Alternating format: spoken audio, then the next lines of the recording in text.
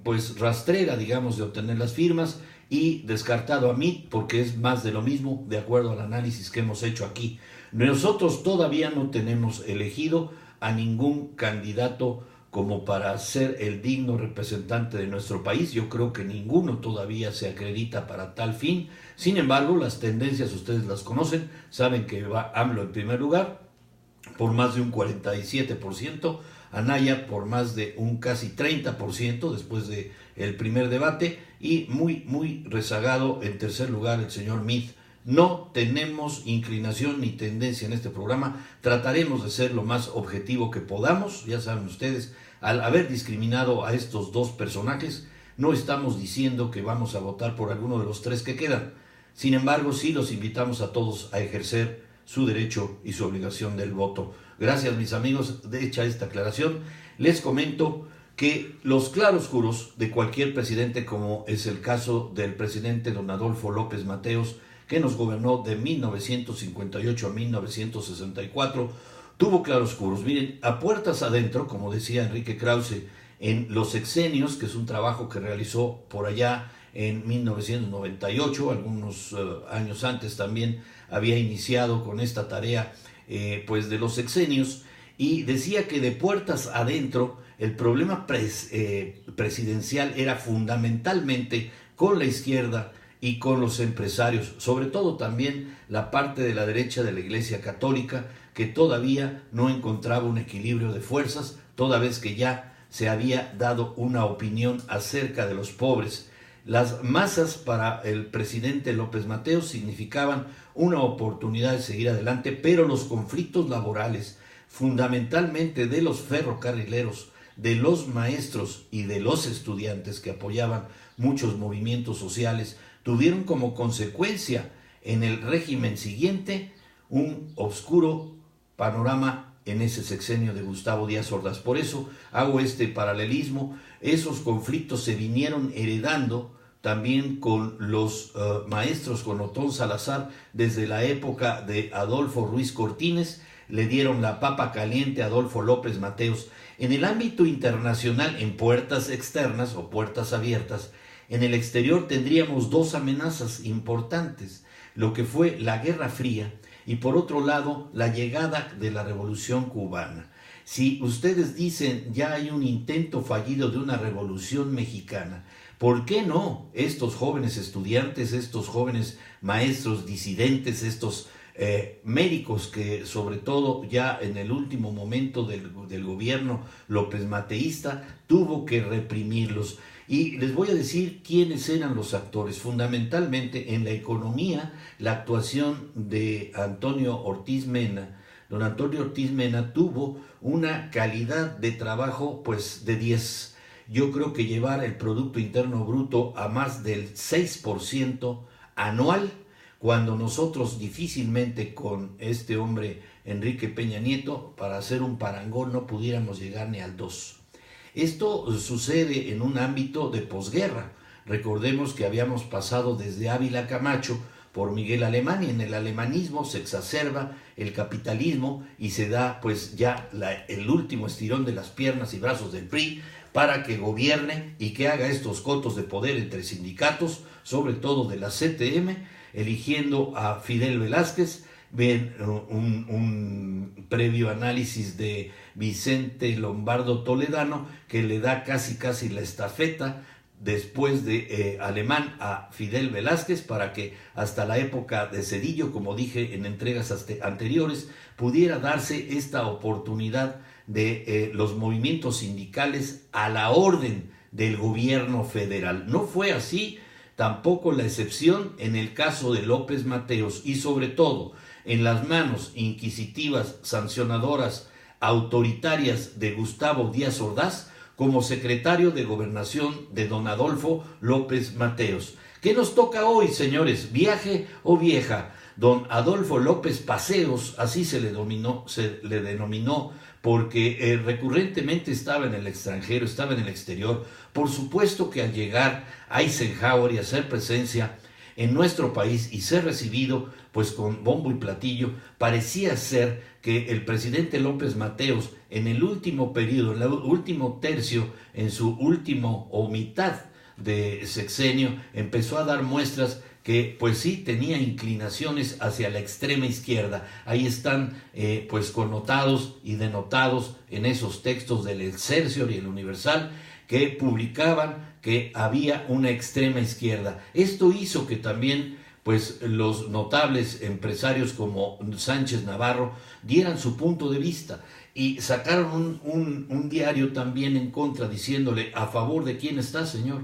¿Le ponemos al comunismo ribetes? ¿Usted de qué lado está? Y ahí, con esa eficacia oratoria que le caracterizaba y esa posición de no intervencionismo que pues se adoptó como una bandera por los tratados de Tlatelolco, de la no intervención en los problemas bélicos, tanto de Rusia como de Estados Unidos, pues hubo que inclinar la balanza. Era el único país, México, que sostenía relaciones con Cuba, y con todo y que tenía pues la sucesión presidencial de Eisenhower para John Fitzgerald Kennedy, todavía se hicieron más amigos Estados Unidos y México, porque el porvenir de la patria para López Mateos estaba primero. Un hombre carismático, un hombre orador, el presidente viajero y el presidente viejero. Un hombre muy particular, con características que ya dije la semana pasada. Gustavo Díaz Ordaz fue el negro en el arroz en ese gabinete. El gabinete era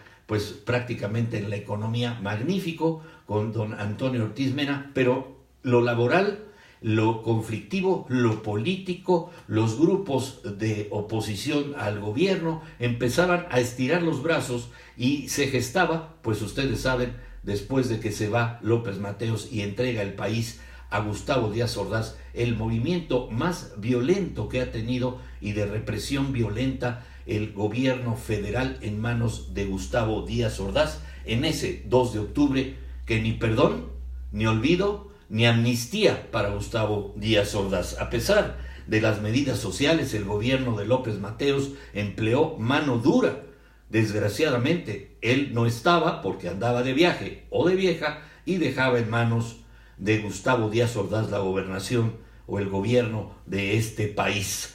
David Alfaro Siqueiros, Valentín Campa, Demetrio Vallejo, entre otros, fueron recluidos en el Palacio Negro de Lecumberri. No había libertad de expresión. Se había determinado en la época de Ávila Camacho que el delito de disolución social se integrara a la plantilla, al articulado del Código Penal de aquella época, para hacer ver que cualquier movimiento que tendiera a la sedición o a estar en contra de la patria podía ser reprimido con toda autoridad, pero no con el salvajismo que le caracterizó a Díaz Ordaz en esos días aciagos también del gobierno de López Mateos. Cuando hubo que tener márgenes de maniobra, mandaban a Díaz Ordaz porque sabían de qué palo se trepaba. Fue encarcelado David Alfaro Siqueiros y todos estos presos que fueron políticos, después demandados en el 68 para su liberación.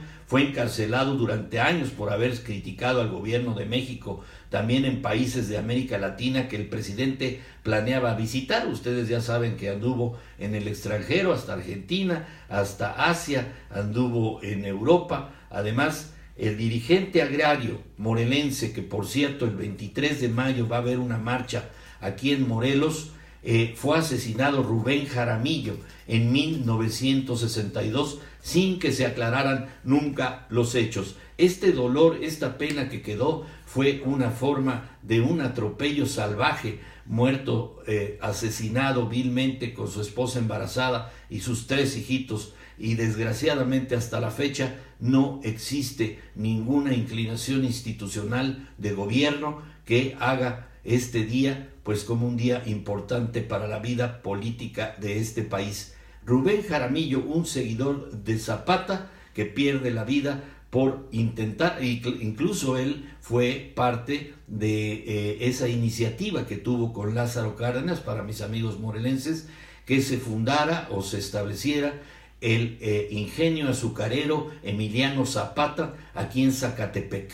y fue violentamente asesinado junto con su familia el 23 de mayo de 1962. Hechos que desgraciadamente distaban de una política de negociación que había caracterizado en sus inicios a López Mateos, sobre todo en el régimen anterior de Adolfo Ruiz Cortines.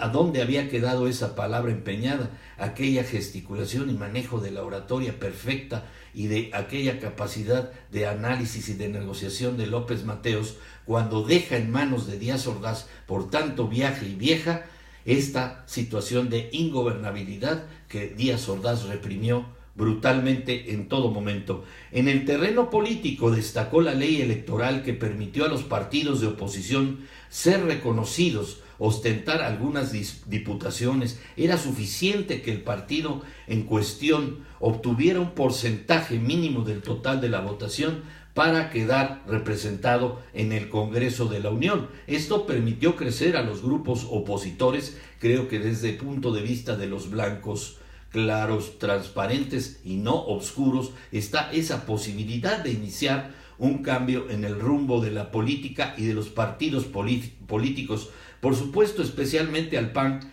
que se perfilaba como el más fuerte de ellos y se benefició con esta medida en las elecciones siguientes, que estamos hablando de las de Díaz Ordaz, pero que pues no permitiría tampoco el esplendor que se quisiera hasta el año 2000, que el PAN ya fue una oposición en el gobierno. El Senado permaneció integrado exclusivamente por priistas. Por lo que se refiere a la educación, hablamos la entrega pasada acerca pues de la institucionalización de los libros de texto gratuitos y acerca de los desayunos escolares, que si bien López Mateos hereda esta oportunidad de evangelizar al país como lo hizo José Vasconcelos Calderón, obviamente él tiene algunas migrañas cuando viaja, sobre todo en Venezuela, le viene una crisis muy fuerte. Acuérdense ustedes que les decía que él participó en las elecciones de 1928 contra Pascual Ortiz Rubio. Él era el jefe de campaña de José Vasconcelos Calderón, un muchacho de 18 años escasos que tuvo la visión del liberalismo o de las libertades en nuestro país, al desconocer prácticamente el movimiento del rival, que era el jefe máximo pues de la revolución, que se autonombró Plutarco Elías Calles, y él tomó la bandera del maderismo a través del vasconcelismo, calderonismo, y logró a partir de ese momento tener una estabilidad en su memoria, en su pensamiento. Desgraciadamente tuvo que salir caminando hacia Guatemala, era un gran caminador, pero fue violentamente atacado en la cabeza, y de ahí de que haya resultado aneurismas. Se dice que los aneurismas que los llevaron a la muerte, o lo llevaron a él a la muerte en 1969, fue producto de esa golpiza que tuvo en la cabeza. Estos libros de texto gratuitos, como saben ustedes, todavía están en boga, todavía tienen esa imagen patriótica, criticada, por cierto, por la derecha y por la Iglesia Católica, por los políticos de derecha. Yo tengo algunos testimonios en las que se le reclamaba en aquel momento a López Mateos el que por qué no se abría o se daba oportunidad de no tener contenido único, y es decir, no tratar de orientar a los